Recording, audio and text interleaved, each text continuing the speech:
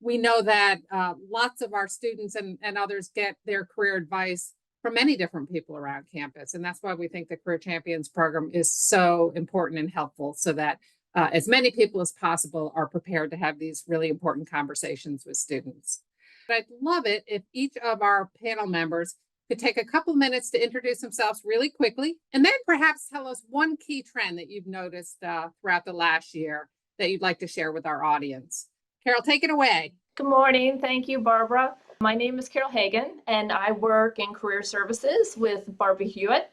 And I lead a team of 4 advisors, the graduate and professional school advising team, who work with undergraduates, graduate students, alumni who are interested in applying to any kind of graduate or professional school program.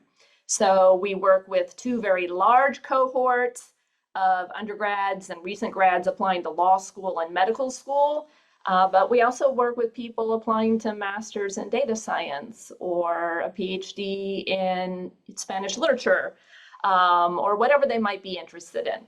So we work with them throughout the process, from a conversation about whether is this something I want to do, I have this idea, can I talk to you about it, all the way to, does my application look perfect, and can you go over it with me and give me feedback on my materials? So we offer all of those services to our folks. And in terms of a key trend from the past year, I'd say that we're seeing many more people who are interested in very specialized graduate programs or combined degree programs. You know, maybe 10 years ago, people would say, I want a master's in public health. I want, you know, a master's in international relations. But we have far more people coming to us now who are saying, I found this one program online that combines these 3 different things I'm interested in, and I want to talk about applying to that. Or they're saying, I don't want only a medical degree, I also want to combine it with a master's in public health or a law degree. And some of that has to do with the job market, some of it has to do with how graduate programs market themselves, some of it has to do with new fields emerging and interdisciplinary work. So it's been really interesting. That is reminding me of the principles and practice doctrine with the interwoven university, in terms of lots more interdisciplinary practices. So maybe our students are ahead of the curve with our new strategic plan at Penn. They often are. Sure. Sam, do you want to introduce yourself? Good morning, everyone. My name is Sam Jones, and I am the Senior Director of the MBA Career Management Office here at the Wharton School. So of course, we serve MBA students, which is basically a 2-year graduate degree.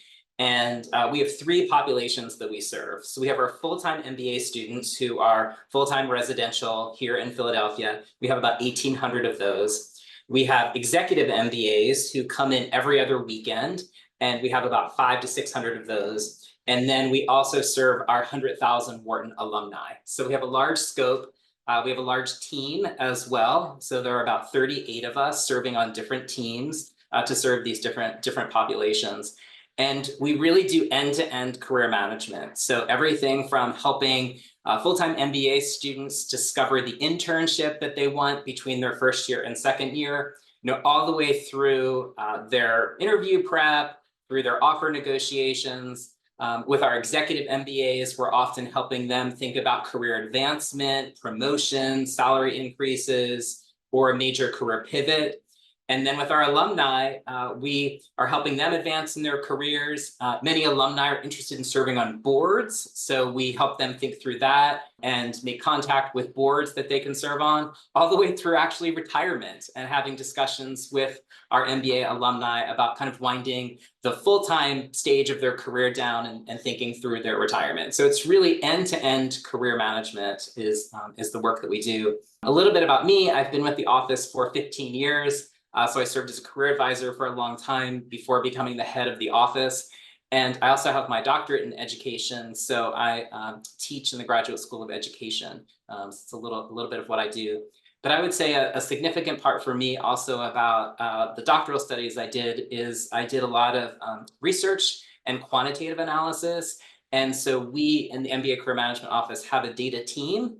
And so, Barbie, you were asking about trends. I think one major trend in our field is the use of data and data science, data analytics. So we have 2 data scientists and a data analyst who work with us, and they are really studying outcomes of alumni, outcomes of students, what types of behaviors and attributes lead toward different outcomes.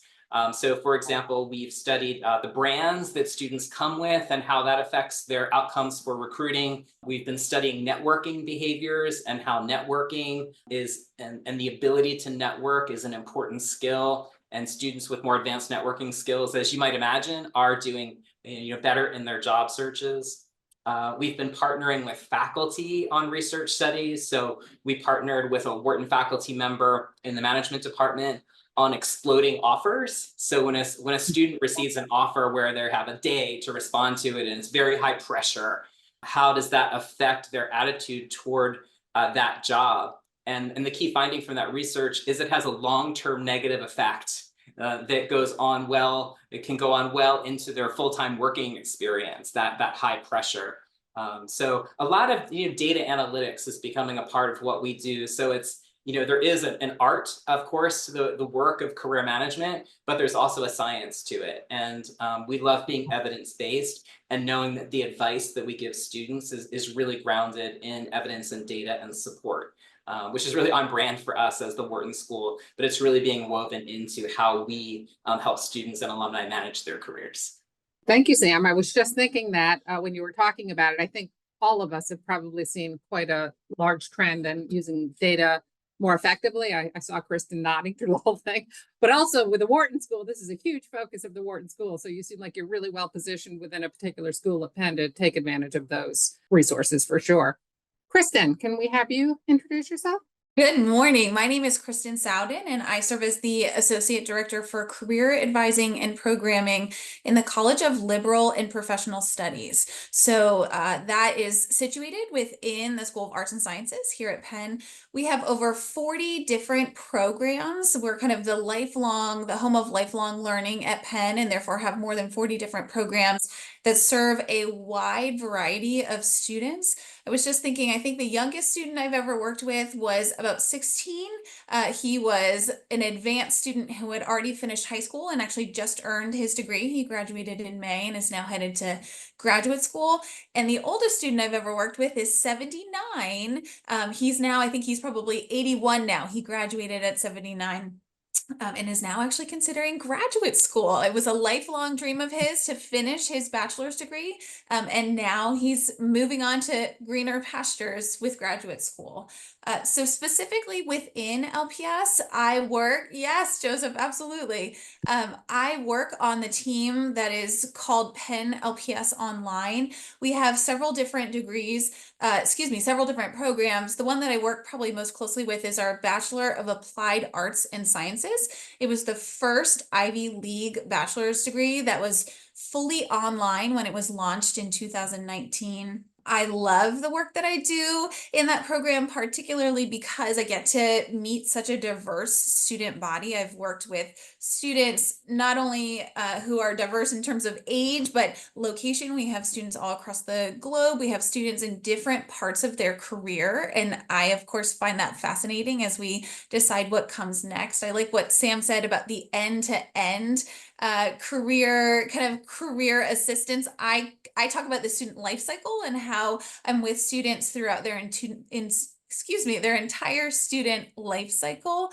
I also teach a course in BAS called BAS 4000. Yay!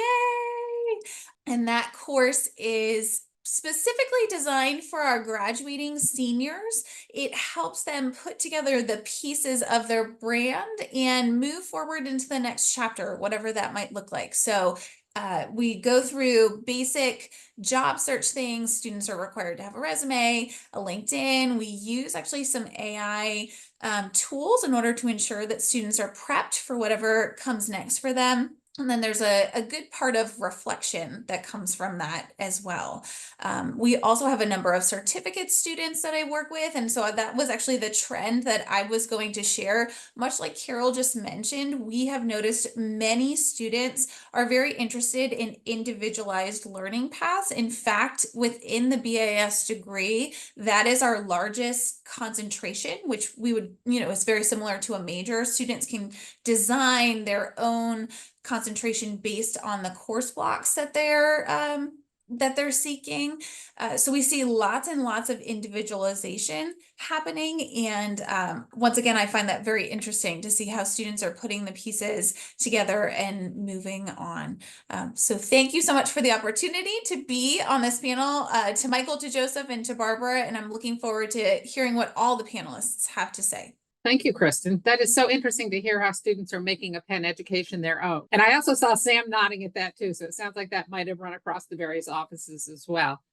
Candace. Hi, everyone. I'm Candace Cain. I've been the Career Development Coordinator for Biomedical Graduate Studies for almost 3 years now. So BGS, Biomedical Graduate Studies, is the PhD program within Penn Medicine. We have about, I would say, over 1,000 PhD students in 7 different graduate groups now. This does include like a small fraction of our combined degree students, which would be MD, PhD, or BMD PhD students. And we have even a few master students, but majority of our programming is targeted towards our PhD students. So I would say one, I guess, exciting trend about the program that I've seen in the past few years is that a lot more students are opting for alternative career paths now after they get their PhDs. So traditionally, the goal of a PhD would be to stay in academic research afterwards and like do an academic postdoc and then maybe try to get a tenure track job and become a professor, start your own lab and stay in academia. But we've seen it's a lot less, I guess, stigmatized and more normalized to go into different career paths now. So a lot of students afterwards want to pursue the biotech or pharma industry or tech or scientific communications or law, or a lot of different fields are opening up now. And I think there's a real desire that we're seeing from our students to learn about different career options while they're doing their PhD. So I think that's been a great trend to see recently. Excellent. Thank you, Candace. And it is great to see, again, where a Penn degree can take you. Maybe not where you thought it would. Alex? Hi, everybody. I'm Alex Kralachek, and I lead recruiting for all of our provost centers and departments. So this is staff recruiting, and we've got a wide variety of areas. So in 1 week, we might hire a nurse for student health, an assistant football coach for athletics, or a licensing officer per Penn Center for Innovation. So we've got a pretty broad scope here. Prior to Penn, I worked in industry, healthcare, tech, actually led MBA recruiting for Amazon. So I was on the other side of Sam's space. And one trend that I'm seeing, it's not necessarily in the past year, but probably the past 1 to 2 years, is there used to be sort of a heavy stigma on what people would consider like job hoppers, right? Like, oh, why was this person only there for 2 years or 3 years? And I think just like how people work is changing, and then layoffs and the pandemic did a lot to impact people's careers. So it's like less of a stigma. It's sort of like assuming there might be a reason why that person isn't only stayed somewhere for a year, but also that like it's more accepted to try different things and try new places and not be at one company for 10, 20, 40 years anymore. So that's one thing that we're seeing. Right. That's interesting. I just had I was having tea with my neighbor yesterday, and she has a son that's in his early 20s. And she was saying exactly that he and his friends, he graduated a couple of years ago and he's already on his second job, maybe looking for a third. So always keeping his eyes open for what's out there and available. For those of you who spend a lot of your time doing career advising, we'd love to know, what are some of your most successful strategies for helping students and alumni and others to think about their career development early and often? And maybe I'll start with Kristen for this one. That's a great question, because I think it really, in my perspective, it really depends on the student population that you're working with. So that was one of my biggest surprises coming from, I previously worked with traditionally aged students, moving into the adult population. students have such busy and complex lives now. They're working, they have kids.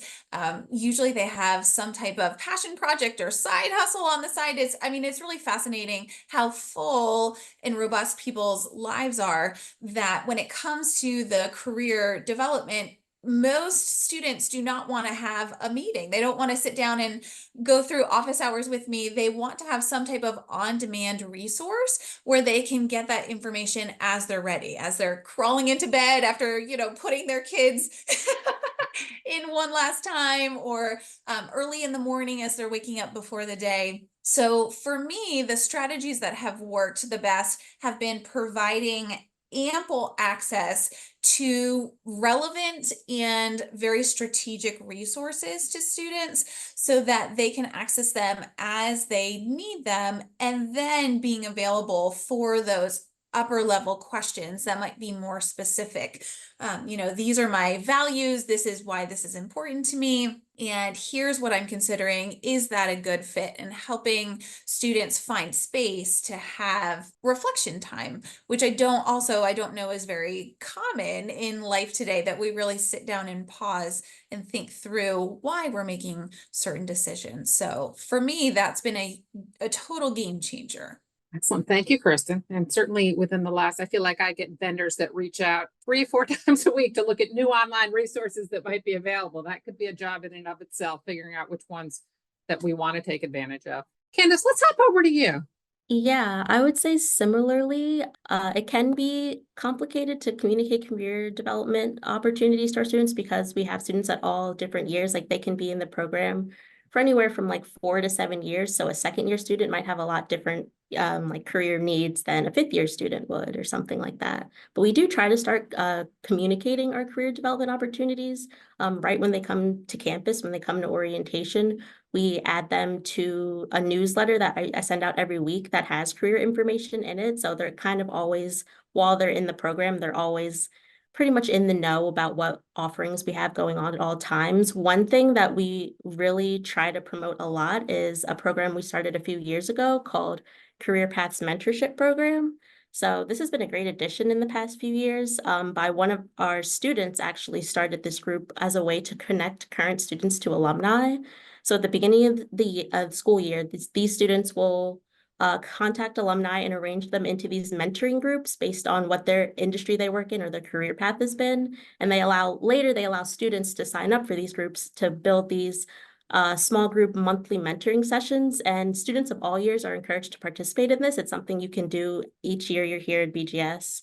I think it's a good way to build a sustained networking connection rather than just like maybe going to one event and like talking to someone once and really never knowing how to follow up with them again. It's this monthly discussion that happens all throughout the school year. And I think it's a good way too for the alumni to stay connected with each other because our program has been relatively small until recent years. So we've only been a program for about 40 years. So our alumni base is smaller, but is growing each year. And this past year, we had 70 or 80 alumni sign up, and it's in its 4th year. So it's really, it's growing each year. And it's a good way I think for the students to explore different kind of career paths, and they can do, a different group each year. And it's a good way for the alumni too, to stay connected. Well, that sounds like an amazing resource. I love the idea of connecting students across cohorts and generations. Sam, how about you? Well, as I said, we serve 3 different populations who all have different needs. Our full-time MBA students, our executive students, and our alumni. So let me speak about our full-time students, because in many ways, that's the most programmatic approach, because 860 come into the class in August, and they're all unemployed. And so they will be going through a job search process. And we start before they arrive. We have an online workshop that is required for them to do that just gets them thinking about their career goals, their North Star. We have them draft what we call a calling and mission statement, which serves as a North Star. And then when they arrive in our preterm orientation, which is in August for us, and then classes start in September, they all go through a workshop that helps them refine an initial draft of their career goals, and they refine this North Star calling and mission statement. And that's really how we begin to engage them in this self-reflection, deeper, systematic thoughts about their careers as an MBA. And we capture this statement and these goals. And then throughout the year, when they log into our website, it's actually on the homepage of their website, just kind of like nudging them around their goals to remember them, think about them.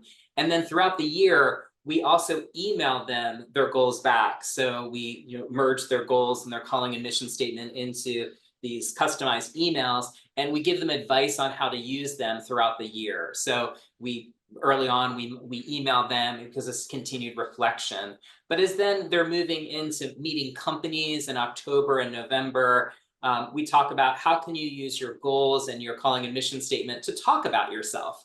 How do you, because these are very authentic statements for you and they differentiate you from other people. So as you're introducing yourself, as you're having informational coffee chats, how do you talk about yourself? And then we'll email them when they're going into interviews and talk about how do you use all of this information to answer questions about why you want to work at this company, right? How do your deepest values connect with the values of that company? And again, it helps them to be more authentic. And then even when they're decision making, we'll email them these back again and say, okay, now you have some offers on the table. Which of these offers best fit your goals and move you forward in your career? So it's one of the luxuries of having everybody come in kind of a traditional program where they're all unemployed and all going through a process together, because we can work with them at scale, engaging them in these online and in-person self-reflection. And then at scale, we can email them. And then the last thing I'll mention is in our advising, we've used Power BI, which is a platform, a data platform, where we have a dashboard for every student. So when the advisor is meeting with that student, all the past student notes, all of their assessment information, these goals, this mission statement, how many advising appointments they've had, which jobs they've applied to, it's all in one space. And so the advisor has easy access to it in one space, and they can bring up these goals in the statement also in an advising session to kind of impromptu engage in some more personalized reflection in the moment. So those are some of the ways that we're systematically engaging our full-time students in thinking, early and frequently about their careers. One of the things that I do in career services is I advise students who are applying to MBA programs. And of course, when I'm working with them on that, they're figuring out what they want to do after they get an MBA and how they want to take advantage of it. I'm curious, because you do so much work into helping people set goals early and track through. How do you see them shifting as they go through the core courses and into their second year? And is that stressful for students, or is it exciting for them? It's both. So I would say the MBA program, especially the first 6 months, is this opening up experience. So even for students who come in with a clear idea of, I want to be a technical product manager, or I want to be a consultant, or I want to work in the retail industry, they meet 860 other students who have done fascinating work and have fascinating goals. And I would say for many of them, it becomes disorienting because they begin to consider options that they've never thought about before, because they meet these people who are peers who serve almost as role models. Like, I can imagine myself doing that. I didn't even know about that, or I didn't know how exciting that was.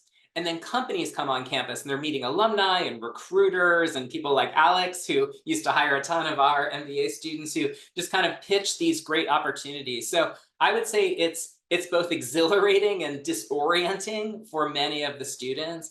And then they go through a time of clarity. And some of that clarity is self-directed in what they want to do. And some of it is market-directed, right? You can want to work at Goldman Sachs as an investment banker, but if they don't pick you, you are not going to work there. So it's kind of a combination of both, the self-limiting and the market limiting, until that right opportunity comes and they select that one. Carol, let's hop over to you, because you work with students who are going to or applying to graduate and professional school. Can you tell us a little bit about what considerations you urge individuals going through that process to think about when they're applying? Sure. So one topic of conversation that we usually introduce on our end at some point in the conversation or meeting is what is going to happen in the program. What is going to happen in the program and what is going to happen after the program, because we have particularly undergraduates and recent grads will come to us and say, I'm really interested in this degree. For example, let's say I'm really interested in a PhD. And so you'll ask them why and you'll talk about it. And they may not have thought about what is going to happen in the years that they are completing the PhD. So they may not have considered that they will be spending years writing a dissertation in relative isolation, and that possibly they don't need this degree to do what they want to do. Or they may be really interested in writing the dissertation, but haven't considered that they're going to spend a couple years doing very broad learning in the field, and that may not be something they're interested in. By the same token, even like with our medical applicants, they sometimes have not learned what happens in medical school and what will be asked of them in a concrete way, but also what that experience is like. So we do usually introduce at some point a conversation about what interests you about this program, what do you know about the way it's structured, what is the experience like, and we nudge them to do deeper research, but also to network and talk to people who have completed these programs or are in them. The other consideration that comes up is the timing of an application to graduate school. So sometimes someone has decided they are going to apply, and we would like to support them in a successful application to whatever it is, but they may need a little bit more time to build a successful application, either because they need more work experience or they need to attend to a standardized test like the MCAT. And the timelines can be a bit confusing in some of the fields. So we talk about that with people as well. We talk about, this sounds great, let's talk about the timing of your application. And sometimes, particularly with some of the younger people we work with, they're very eager to get things going. And so we have a conversation about how this is not a race, and the most important thing is that your application is successful and you get where you want to go. And so we talk to them about that too. And Alex, you have obviously recruited a lot of people for Penn, but also other organizations that you've worked at previous to that. Can you tell us a little bit about what makes a successful candidate? And does that differ by company? I mean, I assume Amazon might be looking for things a little different than Penn might be looking for, but we'd love your perspective as a recruiter on that. Yeah, I mean, obviously, like hiring managers are like anchoring on like the functional skills and like what transferable skills someone has for the role that they're looking for. But what I found here at Penn is like some of the things that are really important, like in the interview process, are someone's ability to be flexible, like deal with ambiguity. Like Penn, is very decentralized. We have a lot of like best practices and guidelines, but people have the autonomy to like do things very differently. So, and roles are not just, for 95% of my job, I do the same thing. It's become like 5% this and 5% that and 10% this, and maybe it's 5% one day and then it's 20% the next day. So really having the ability to deal with that ambiguity and say like, or like roll with the punches, I guess is another way to say it, is really helpful in an applicant and a candidate, because then the team that you're meeting with is going to see your ability to like translate that skill to Penn. So like, even if you're like the best project manager on earth, if you can't deal with like you're asking the question like, oh, how do we do this here at Penn, and getting 10 different answers, then like you're probably not going to be successful in the role. And actually, I think that's for other companies that I've worked for, that's pretty similar. But I would say broadly too, like looking at a company's like core values or mission statements, like in Amazon, we have leadership principles, and like that will tell you a lot about like what they're looking for in candidates, aside from like, can you code? Do you have administrative skills? Like those functional things.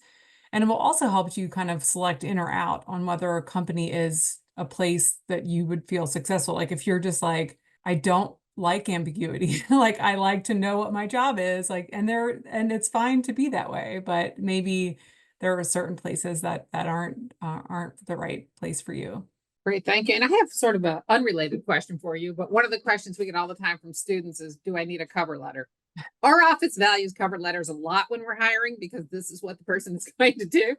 But I know other places don't even look at them. I'm curious, from your perspective as a recruiter, do you find them helpful, not helpful? I love cover letters because they can often like help me bridge gaps between my job that I'm hiring for and your resume. So like my resume is very easy. Like I have been in recruiting in leadership roles for decades. So like if I'm applying to a recruiting manager job, it's very easy to tell from my resume like what I bring to that job and what my abilities are. But let's say I'm applying for a job in Sam's office, right? So like he's going to look at my resume and see a bunch of like recruiting, and maybe not understand that like in those roles I have done like career development, career management. So my cover letter can serve to bridge that gap for him. So I can actually outline like what my experience is as it relates to his job, that like my resume might not be really clear in saying. And I also give advice to job seekers around having like multiple resumes. Like job seeking is a job. Like, so there's extra effort that sometimes goes a long way. And if I'm applying for a job, again, like in Sam's office, I'm not going to submit my resume that's like all recruiting. I'm going to edit it and update it to highlight those things that I see in his job description. So again, it's easier for them because they can scroll right past me if there are 20 candidates that have career development, career management experience, and like and overlook me. Again, if like some companies, they're not looking at a cover letter too. So like it's kind of twofold. So I support cover letters, but also support editing your resume because not everybody reads your cover letter. I like that visual of a bridge. I think that is very true. So thank you for that. One of the things that lots of us try to do is engage with faculty because they are working with our students as well. They are busy people. They are doing research. They may be doing consulting, they're teaching, and they sometimes can be a little challenging to make those connections with them. What advice do you have about engaging with faculty or perhaps other staff around campus as you in your work with students? Yeah, there are two ways our office has really benefited from faculty engagement. One is directly to the students. So when we talk in our office, this is probably true in your offices as well, we need to serve all students equitably and for us, all alumni equitably. And one of the things that is sometimes disappointing to our students and alumni is our staff do not make introductions to alumni or to companies. Because if I do that, I am favoring one student over another. I can't introduce every student. So if I pick one, then I've advantaged that student. That is not equitable. And then I think also when you start to do that, because we have a peer school that does that, the alumni start to say, oh, well, don't introduce any student, introduce your best students. And who are we to just, that changes the whole relationship with the students because it's not a trust-based relationship. We're evaluating them and pitching them to alumni and student and companies. So we just have a rule. We do not make introductions. But that rule does not apply to faculty. So we say to students, if you work with faculty and faculty know employers and they want to make an introduction or make an introduction to an alumnus and you've built that relationship, leverage that relationship, do that. So there are students that have benefited from getting to know faculty well, and that means being a good student in their class. You know, the faculty won't do that for anybody. So they're going to reward good behavior in class with that type of introduction if they do that. So I'm in favor of that. We can't do that given the ethics and the boundaries of our jobs, but the faculty can.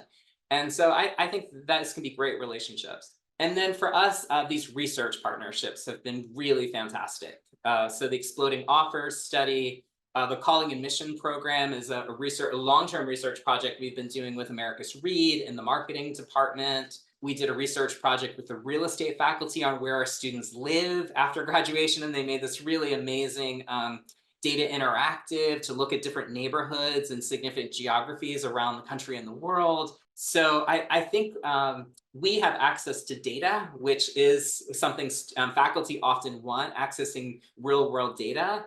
And, or Barb, I know we both did a partnership with a faculty member that was looking at biases and resumes and the law department, and that was really fascinating. I remember for undergrads, they found that students were disadvantaged for doing like part-time work in the summer, like students who actually had to work jobs instead of internships. That was actually a disadvantage for many companies, which is inequitable because some students have to work for money. They don't always have the option to do an internship. So, so these types of insights, I think, are incredibly valuable. So being open to faculty or PhD students when they reach out to us, and we can't do every project, but so we're selective, and our criteria is, will this research project help our students in their career development? And if the answer is yes, and we have a good kind of rapport with that faculty member, we will try to do that research project.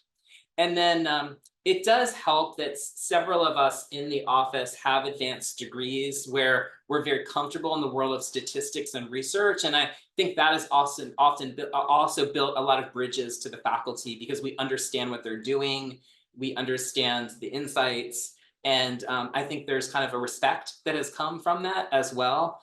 So I think that that's been a big advantage. And Barb, you had mentioned we're using a lot of data and technology. I think the faculty have been surprised by how much we do in terms of data, and that's also built rapport with them.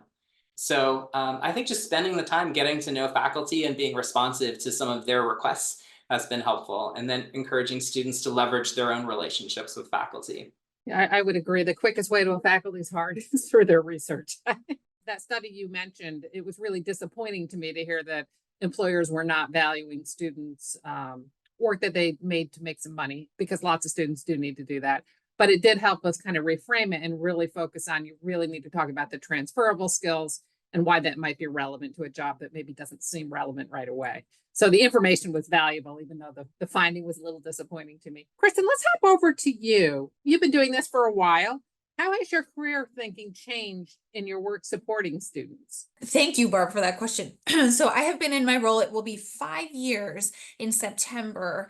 And one of the things that has been absolutely fascinating is learning about what is now known as the 55-year curriculum, this idea of lifelong learning. I think working with traditionally aged students beforehand, it felt like they were receiving their bachelor's degree, they were getting ready for that career that they were going to stay at 20 or 30 years, right? As Alex was saying, they were going to retire and live a happy life and go on vacation as much as they possibly could.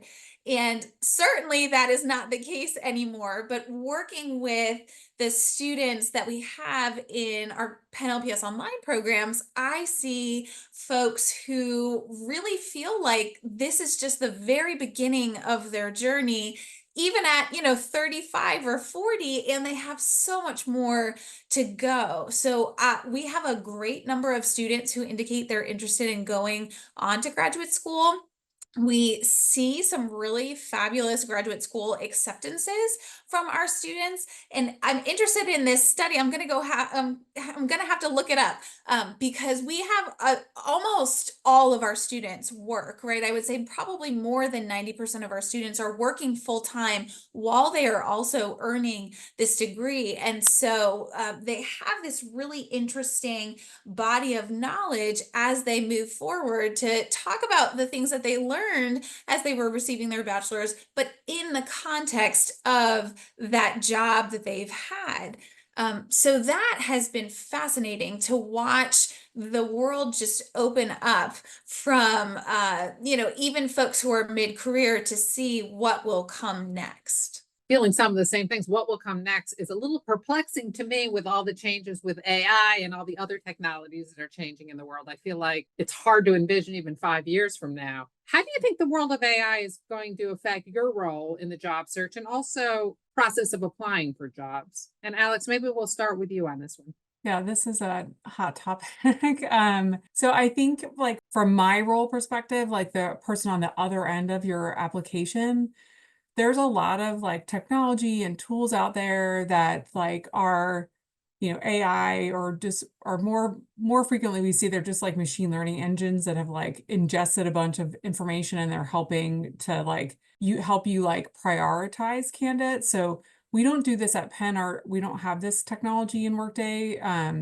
It exists in Workday that other companies are using, but we see it most frequently in like ranking. So like it'll scan like your application and it'll scan like the job description, other things, and it will give the person on the other end of the application like, oh, this person is a good fit, a poor fit. Then it's up to the company to like choose what they do with that. Like we would never at Penn, if we introduce a thing like this, like my team would still look at every resume because we know the tools are fallible, right? But what it might do is like, I'm going to look at these 10 first because the tool is saying that these might be a better match. We are actually using ChatGPT a lot to generate interview questions because it's just like helpful, right? So like if I want to assess a candidate's ability to we just did this one, like for a strength and conditioning coach. We were like, give me some questions about how to schedule a train or like set up a training program. And so it was easier than us coming up with it on our own. So there's like very decent applications for that. But there's also like this double-edged sword that has been there for years. Like you can Google this. I'm not giving away secrets at Amazon, but we tried a tool out in, I think it was like 2015 or 2016 that would look at who we had hired into software engineering roles, like in the prior decade or so, 10, 15 years, and then rank resumes on their likelihood to get an offer from Amazon. Well, like we tested this tool, but we didn't launch it because like, guess what? We hadn't hired a lot of women into software engineering roles. So the tool was telling us that don't hire women because they don't have a likelihood of being successful. So it was scrapped. And I think a lot of companies are reluctant to use similar tools that are out there today like that because of that. So I don't think, all that to say, I don't think that a sort of AI trend is as far along in recruiting as like it might appear from some of the articles and things that we see out there, but it's definitely being applied to like make a recruiter's job easier, or again, make your job easier. And it's absolutely beneficial for candidates as well, because like think about using tools that will help you like draft a cover letter, right? Like if you're stuck on that, and they're great to like, don't just copy paste that cover letter though, like edit it, right? Like put it in your own voice, like make sure it's doing what you asked it to do and things like that. Or even just like using a chatbot to simulate an interview, right? So like, this is the job I'm interviewing for, like what questions am I going to get asked about this job so that you can practice and know like kind of maybe what you'll expect. So there's definitely like benefits to it. But again, from my experience, I think there's a ways to go from our end of it. So lots of tools out there, but they still need some human oversight. Yes. We remind students of that a lot when I look at a cover letter and I'm thinking, this is missing the mark. And they're like, well, that's because I didn't write it. Carol, and from my discussions with you, I know that AI is also being used in some professional school applications. Can you tell us a little bit how that's changing the process? Sure. I'll use an example from the world of medical school admissions. So traditionally, when our students apply to medical school, they spend a great deal of time crafting a personal essay that talks about why they're going into medicine. And we put a lot of time into supporting them with that process. And then traditionally, when they apply, there's a human being at the medical school screening applications who spends a couple minutes reading this essay, and perhaps this essay would help them stand out. They would connect with the person, and it might make it more likely that this person could receive an interview because they sounded like someone they would like to talk to more. So what we have now in a very small number of instances is a school like NYU Grossman School of Medicine that's using AI instead of humans to screen the applications. And in that process, the essay is not part of the consideration at all. So this isn't a secret. They've published on this. They're very happy with the results they're getting. They're very happy with the people they're interviewing. And if the essay is used, it's used on the back end if there's some kind of weighing of candidates in a committee. So I would expect we would see more of this. So we have to think very carefully about how our students are presenting their experience in their applications. What kind of hours are they reporting? What language are they using to talk about their experiences? What experiences are they choosing? And maybe a little more thought needs to go into that.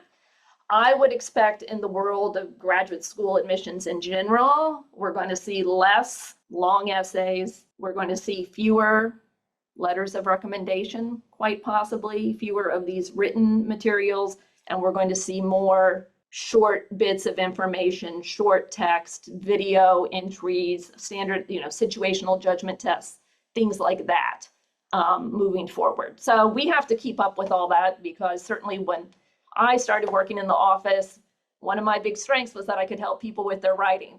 So I can see the writing on the wall with AI and know that we're going to have to keep pace with this and prepare students to submit applications that are appropriate for schools that are using different methods to evaluate what they're submitting.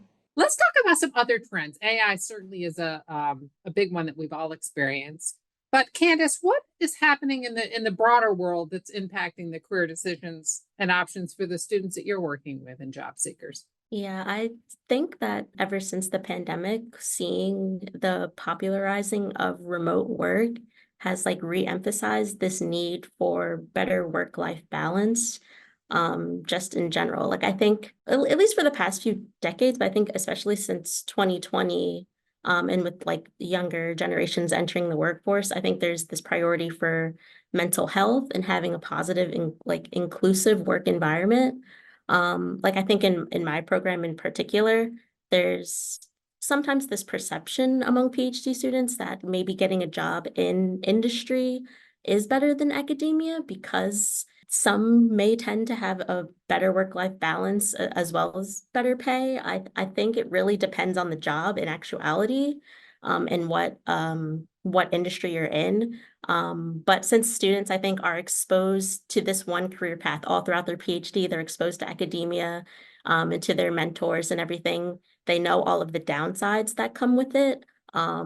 They kind of see outside of academia as like this kind of grass is always greener, like non-academic is going to be better mentally and financially. And I think just in general, I just think the standards for working have changed a bit, and now jobs with more flexibility for remote work and better time off are just more attractive to workers. I'm not sure if you would say it's just because of like focus on mental health or maybe the rise of Gen Z in the workforce, but I think this need for work-life balance and just this fear of burnout is impacting a lot of career decisions. Yeah, I think we've seen that too with the students that we work with who really do want a little bit more just ability to live their life and not have work consume all of it. We're going to do a quick lightning round question for everybody here. What one piece of advice do you commonly give students or job seekers to help reduce the stress of career planning and job searching? Because we all know it can be a fun process, but lots of times it's just stressful.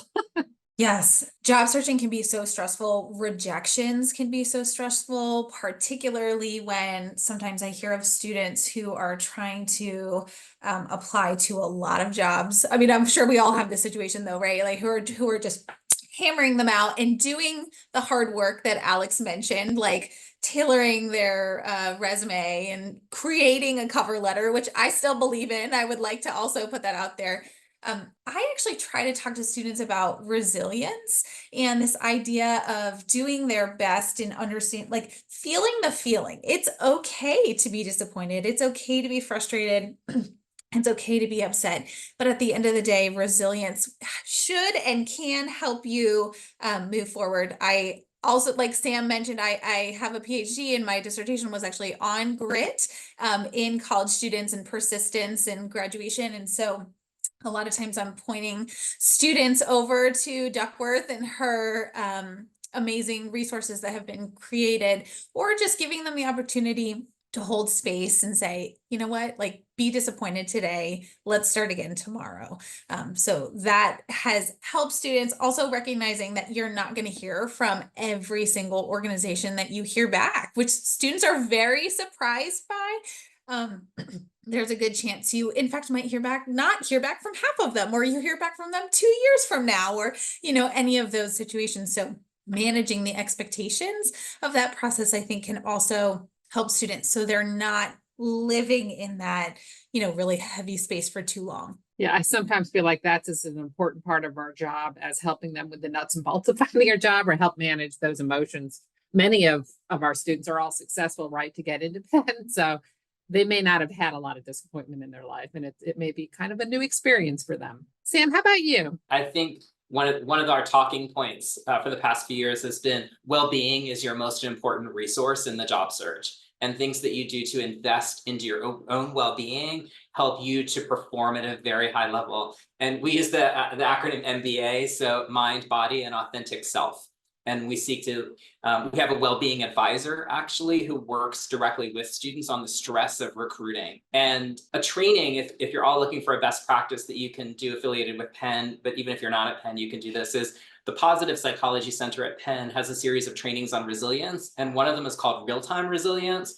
And what they taught in this workshop is that predominantly our feelings come from our thoughts. And so what are the thoughts going on in your mind as you're engaging in the job search? So if you're walking into an interview thinking, if I don't get this job at McKinsey, my life is over, my whole reason for coming to Wharton is not going to come about, you are not in a good headspace. That is not a headspace that's making you feel confident. It's not a headspace that's helping you be decisive. It's limiting your thought process. So we really advise the students as they go into an interview specifically to be thinking about their strengths, thinking about their past successes, and walk into that room feeling confident, letting those feelings, as you're thinking about your strengths and how well you can do in this job, let that be your emotional state as you walk into the interview. So this whole theme of well-being as your most important resource is something that we're emphasizing more and more.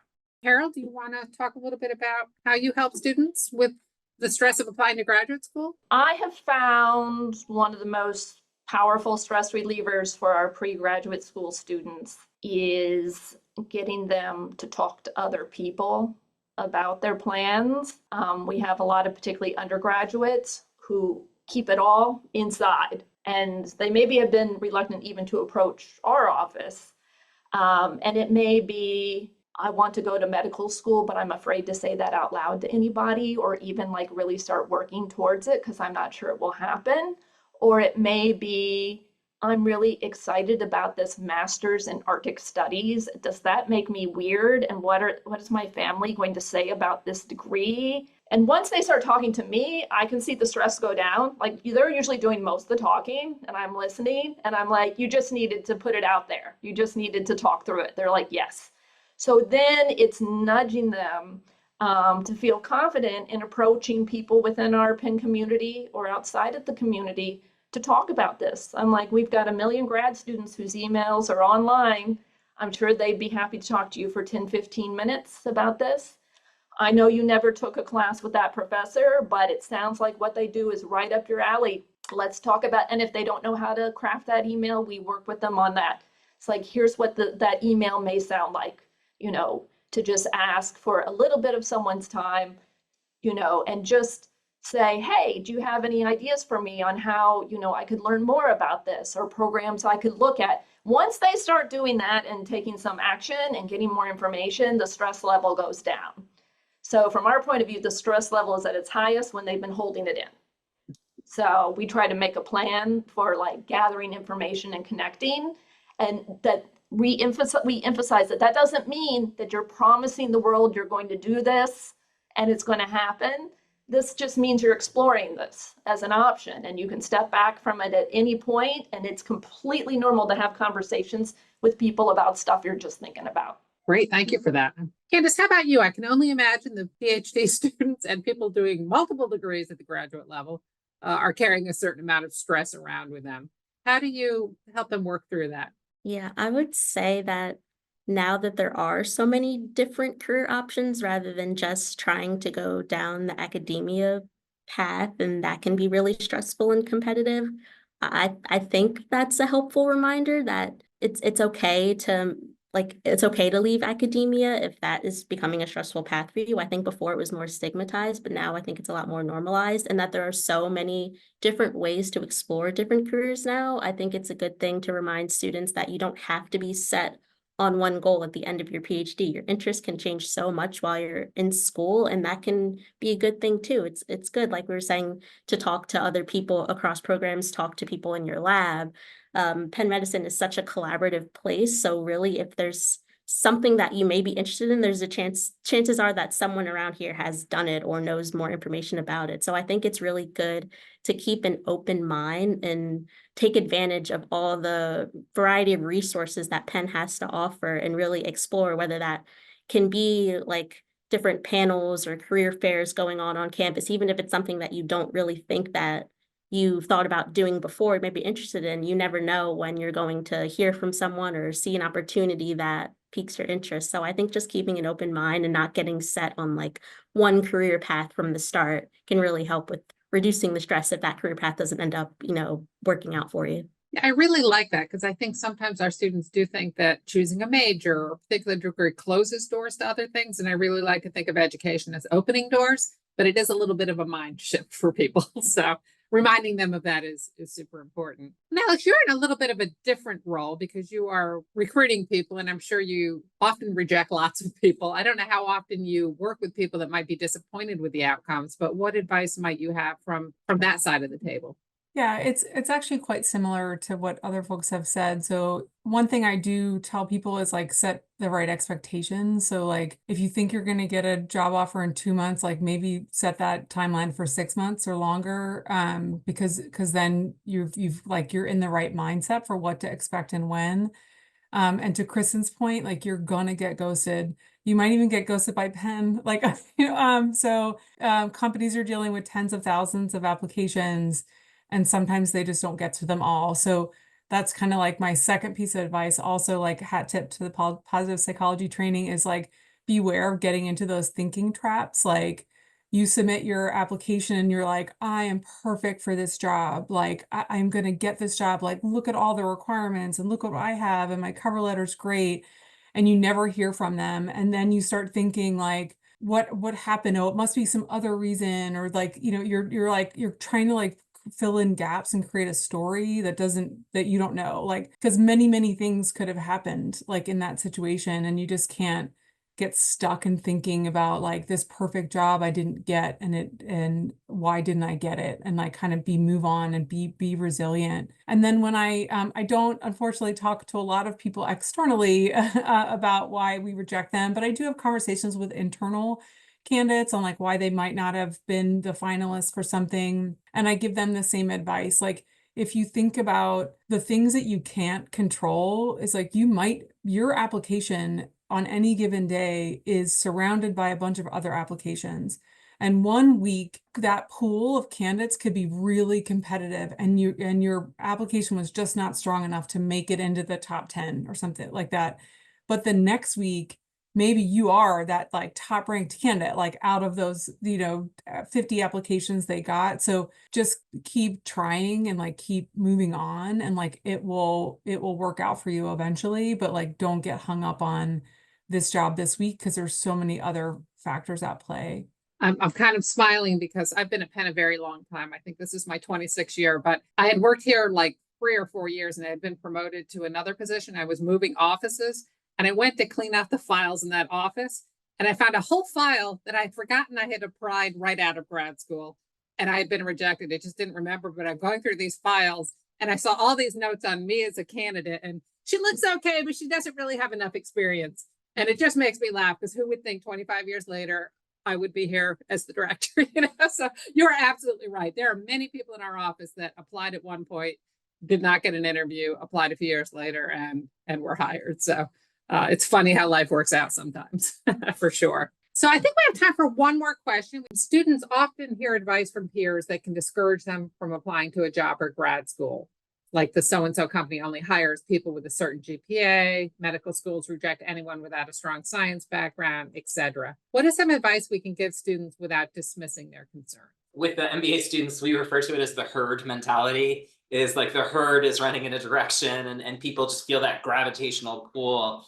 And we tell our students the worst situation you can find yourself in is you successfully obtained the job that your roommate was going after, right? Like you were just pulled into this job search that someone else was passionate about, and you realize that's not really the right fit for me. And I jokingly, the MBA program is a 2-year program. I jokingly, in the orientation of the first year, say, never trust a second year. You trust 5 second years, but never base your full advice on your job on one thing that one second year student has told you. So it kind of like use some humor to break apart and preempt, like there is a herd mentality and you will sometimes get bad advice from other people. And so you have to triangulate that and make sure you're basing your decisions on the right advice. And then our offices, like we said, they're becoming really data rich. So many of these urban myths we can debunk. And we have these different dashboards where you can actually look up of people going to McKinsey, what were their different undergraduate majors. You can actually see it and see if it's diverse or not.